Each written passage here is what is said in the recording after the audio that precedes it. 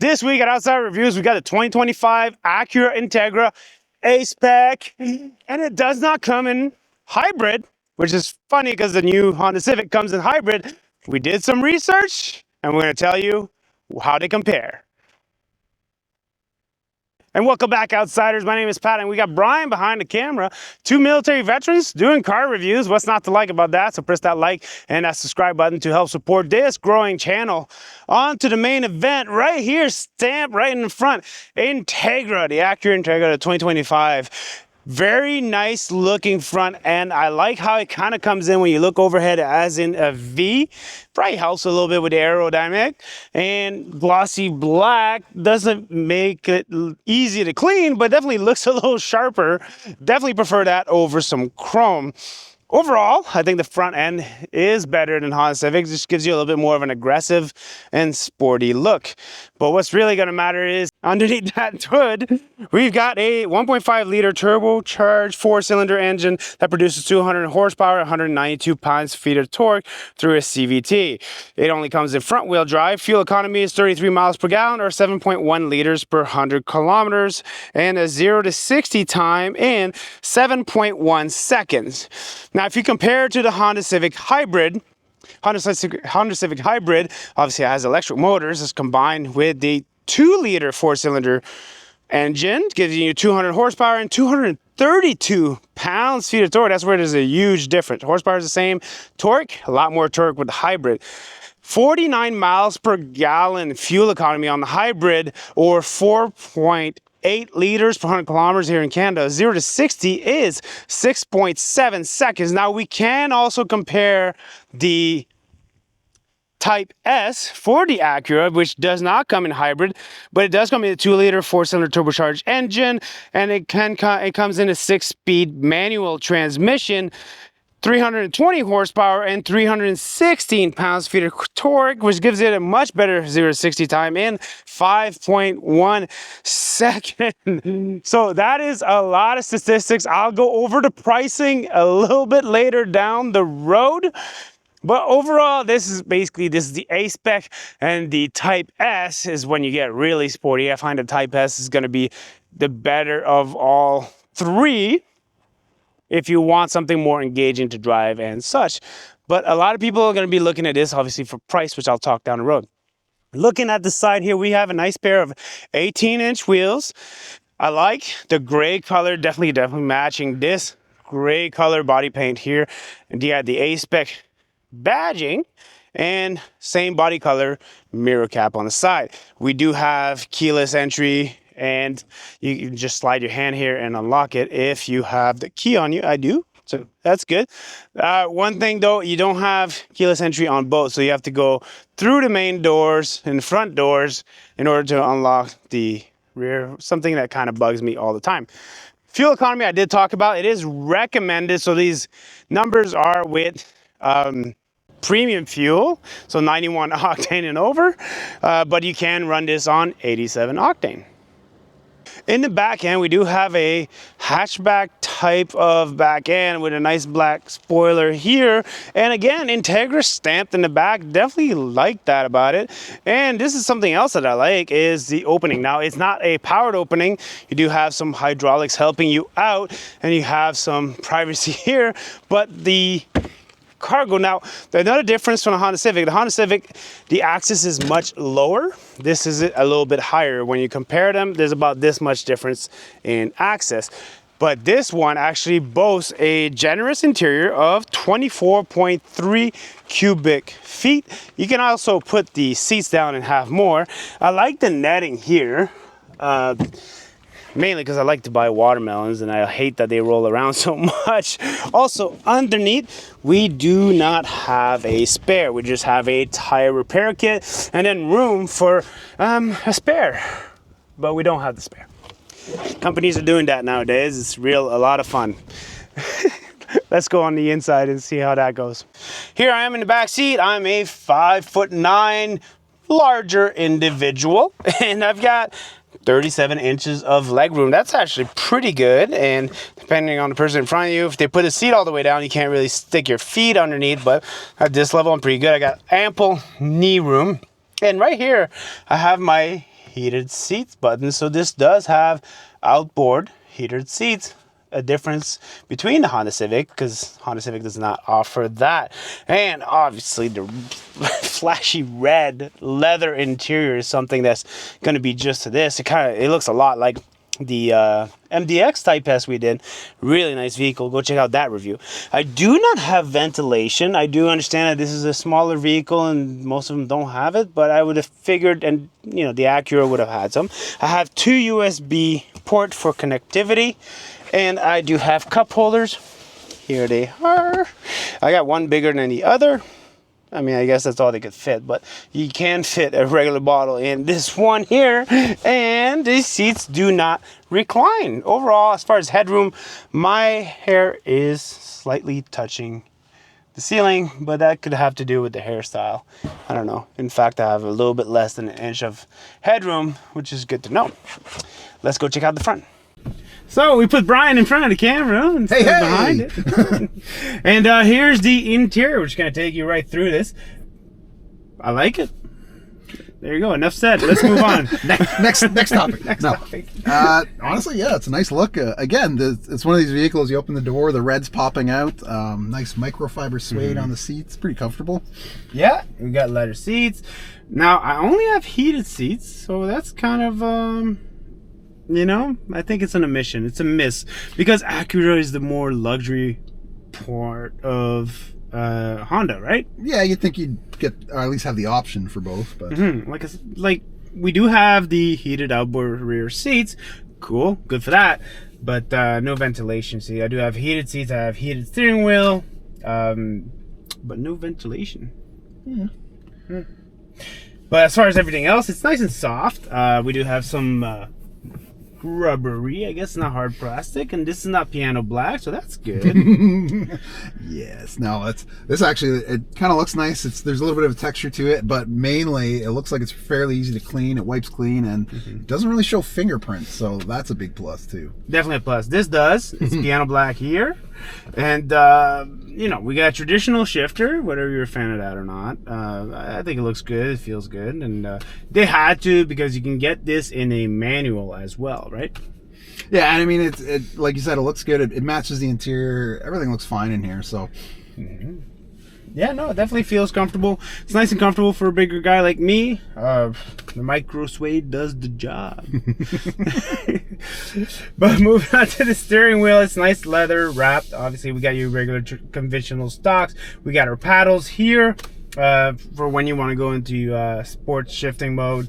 Use the paddles. Works pretty good. And we have a 10-inch digital driver information cluster and a 9-inch screen. 9-inch screen does do the job. It's not the crispiest screen, but it definitely reacts very well, and I have no issues to speak of with the wireless Android Auto. It does have wireless Android Auto and Apple CarPlay. Yeah, the only thing I really noticed about the screen here that I'd say is everything looks sharp, even when when you're using Android Auto, Apple CarPlay as it is. It was the reverse cameras where I started to notice it, and that may just be the camera itself. A little less sharp than the rest of the images you see on the screen. But that's the only real downside I saw there. And we don't have 360-degree camera. It's kind of a real current theme with Honda. Like the CR-V we had couldn't get 360 degrees and such. So all we have is a back angle and like a towing angle, and you can also have your sensor here on the side, and this is the view that most people use if they want to use their sensors and stuff, or completely get rid of that and just use that traditional view. It does the job, but you're right, it's definitely not as clear as any of the other ones that we've seen. The grille pattern, like we saw in the CR-V, I liked it in the CR-V, and Honda has that grille pattern going across just like the CR-V would, so that's another difference right here. Well, that was one of the things we were looking at, that is we weren't really sure. I mean, I used to have dogs, you have dogs, kids, whatnot. All the dust and everything blowing through there, is it going to get caught, and how easy is it going to be to clean? If you got one of these, let us know. Has it been a reoccurring issue over time, or does it wipe clean fairly easy? Down below. Comment.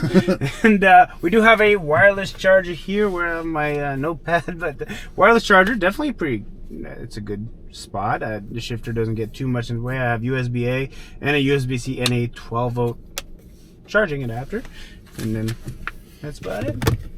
That pretty much takes care of that. We can fit a big gulp. You know, McDonald's monopoly is going on, so I've been getting that large.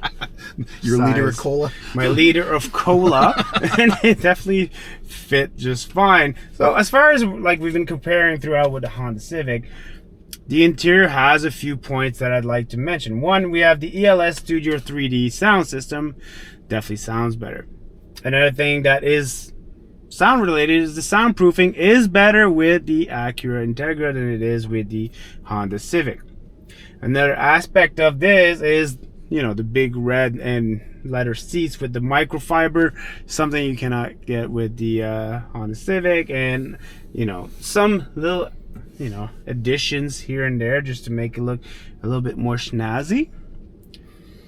And that's where, appearance wise, you know, the exterior and the interior and the soundproofing and the sound quality of the speaker is where you have a big difference. Let's dive into the driving dynamics. All right, so here you are, Brian, and let's go. Let's go. It's underwhelming, like you said. The off-the-line acceleration is underwhelming, and then it gets up and go, and I definitely love the sound associated with it. So again, CVT, so it's technically not really changing gears there, but you can hear it as it was getting into higher revs there, that we were definitely feeling more power. So it's really from a stop that you're not feeling it initially, but then it kicks in a little, you know, within a second or two. Yeah, exactly. So anything that's driving dynamics is going to be a little bit different. Now, the Honda Civic does have way more torque in the hybrid mode, in the hybrid trim.